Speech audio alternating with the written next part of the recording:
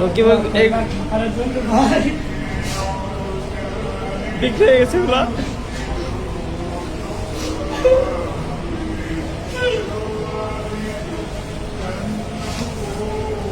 ও হচ্ছে এই গরুগুলার লালন পালন করে,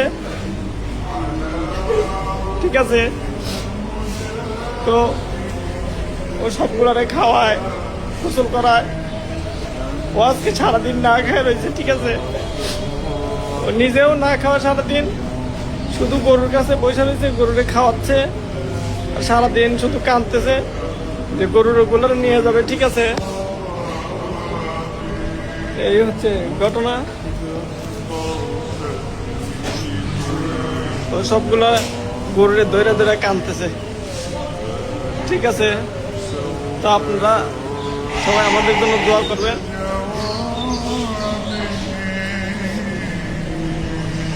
আমরা আসলে কোনো সময় এরকম মানে গরু পালি নাই, এই আমাদের প্রথম। ও হচ্ছে জানেনি, ওরে তো সবাই চিনেন। সকালবেলা থেকে ওর খাওয়া দাওয়া বন্ধ, গরু নিয়ে যাবে সে নেওয়া, মনে করেন খাবার থেকে বের হচ্ছে না।